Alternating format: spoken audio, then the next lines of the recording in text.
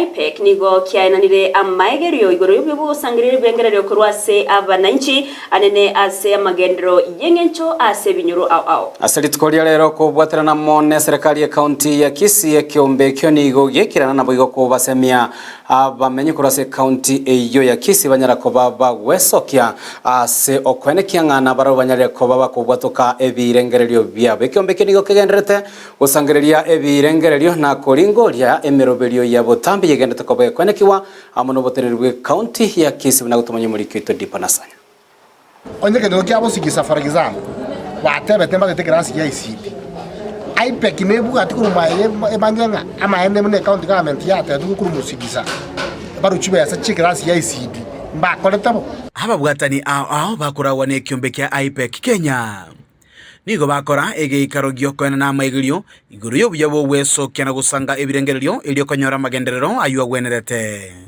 Leo tumekuwa na washikadau ambao wanafanya kazi kwa community ambao karibu na community specifically hapa Nubia, sababu kuna project ambao tunaifanya. So tumehimiza watu wawe wakiattend public participation forums ama wawe wakiattend mikutano yetu ya budget tracking so that vitu zitateke kwa community, then baadaye waanze kuulizia mbona hili fanyika na hatukuuzishwa ama hatukuambiwa. Nerekerenge kenne twari goteje abantu baminto inga ekere bakorangiri buchari esemero yoko singa public participation batoko egere barua maoni yabo ngakibatagete kibesa nase bagendero ki batagete kibesa cyabo kitumeke mbako berari ese chinka nekera abantu abe account bako chari nkabashinani batoka ngabantu bajya banyena emerobiriye yego chikokonya usama gendera yako chikokonya ngocha bali bakwane nga aige kenyoro gosine kenyoro kyanu byasi twarenge umuchando ito na maji umuchando ito ne para umuchando ito ne sukuru Kiromo Kenya nare no bosibole bugusanga ibirengererio ilio anyare ko baga kwenyorera oboene anene kurwase obokoreri bwe serikali. Tumepata mafunzo mengi na tumejua kwamba jukumu letu kama wananchi ni nini. Kwanza kuonyesha utu katika uongozi, kuonyesha utu katika uwajibikaji, na vile vile jukumu letu kama wananchi. Kuna jambo ambalo tunaambiwa inatakikana serikali inakuja kuchukua maoni ya wananchi katika kufanya maendeleo. Maoni yenu ndio inatakikana kuleta maendeleo. Maoni yenu ndio matatizo yenu ndio inatatuliwa.